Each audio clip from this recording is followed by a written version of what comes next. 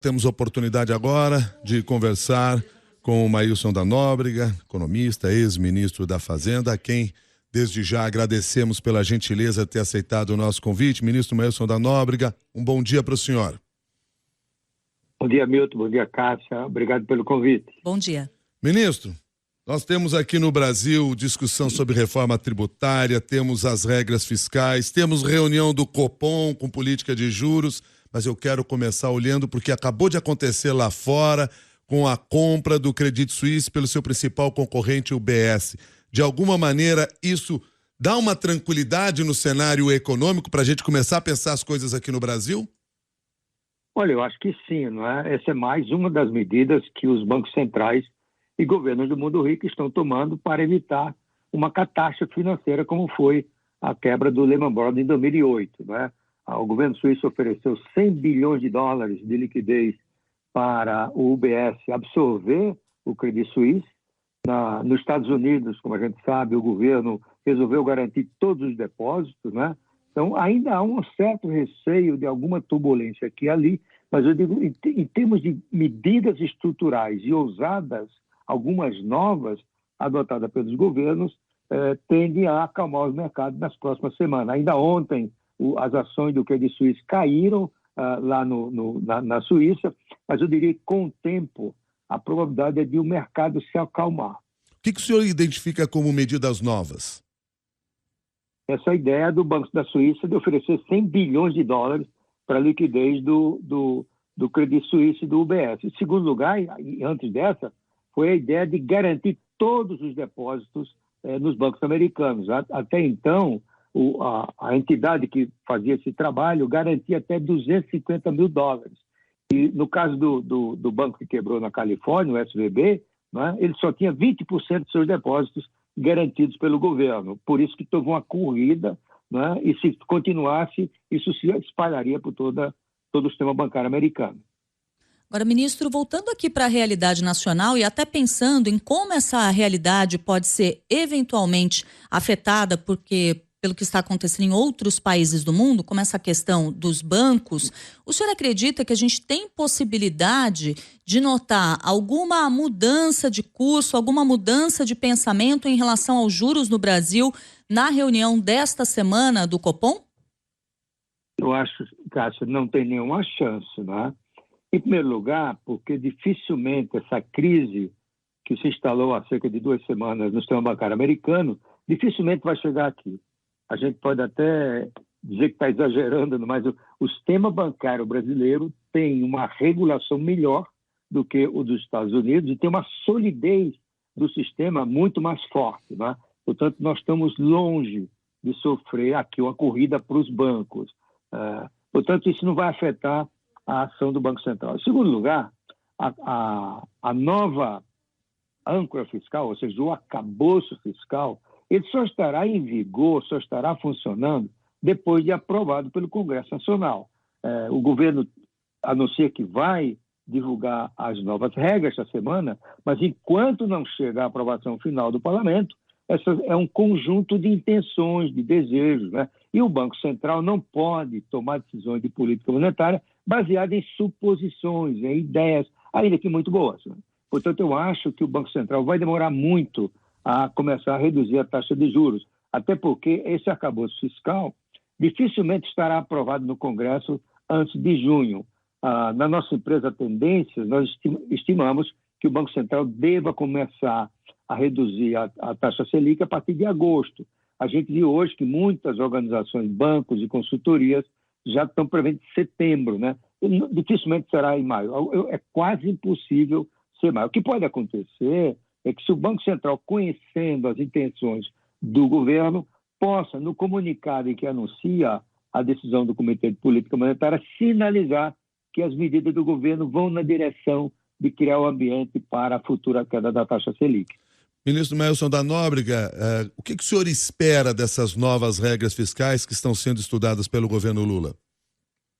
É difícil dizer, porque nada vazou dessa proposta, é quase uma façanha, né?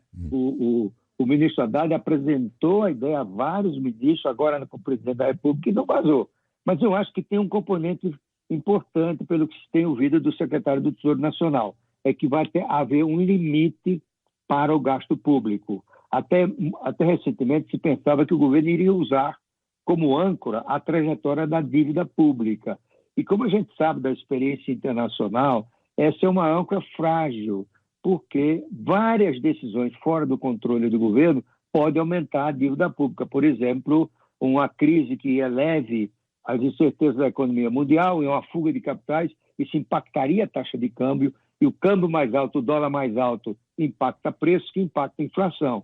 Por exemplo, uma decisão do Supremo que condene o governo a fazer pagamentos bilionários, por exemplo, de precatórios, uma calamidade que exija do governo uma ação imediata para proteger as populações atingidas, tudo isso impacta a dívida pública e não está sob o controle do governo. Portanto, o melhor mecanismo de dar uma âncora fiscal crível a um país é o controle dos gastos públicos, porque só o governo tem controle sobre esses desembolsos, né? Eu acho que a dívida pública pode ser uma referência, ou seja, o governo tenciona com essa âncora estabilizar a relação entre a dívida e o PIB, que é o principal indicador de solvência do setor público, e lá na frente, alguns anos depois, começar a declinar. É bom lembrar que o Brasil está caminhando, se nada foi feito, para uma relação entre a dívida pública e o PIB da ordem de 88%, 90%. A gente vai ser, junto com a Líbia e o Egito, os 3 países de maior endividamento, né? Veja que nós não estamos em boa companhia, apesar do receito que a gente tem que ter com esses países. Eu fico pensando aqui, quando o senhor falou aí da questão da dívida pública e também das medidas que podem ser adotadas, que outra opção o governo teria para tentar conter os gastos? Porque não se ouve no discurso oficial essa fala de redução dos gastos. Fala-se de âncora, fala-se de arcabouço, fala-se de uma reforma tributária, mas dizer vou cortar gastos mesmo não parece ser algo tão efetivo dentro do governo. Isso não preocupa? Olha, preocupa, mas por outra razão, Milton. Você tem razão, mas tem outras razões, que é o problema da rigidez orçamentária do Brasil, que é inédita no planeta. 5 grupos de despesas: pessoal, previdência, saúde, educação e programas sociais, como Bolsa Família, perfazem 95% dos gastos primários da União.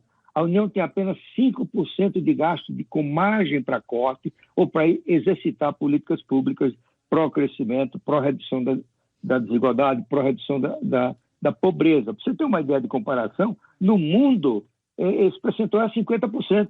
Ou seja, os governos dispõem de metade do orçamento para exercitar o seu papel na economia e na sociedade. Aqui é 5%, portanto a margem é muito pequena. Nós só vamos ter alguma tranquilidade nisso, controle efetivo, quando criarmos um ambiente para começar, primeiro congelar e depois cortar pouco a pouco alguns desses recursos. O Brasil não pode dar certo se dispuser apenas no governo federal de 5% do orçamento para gerir as finanças públicas do país.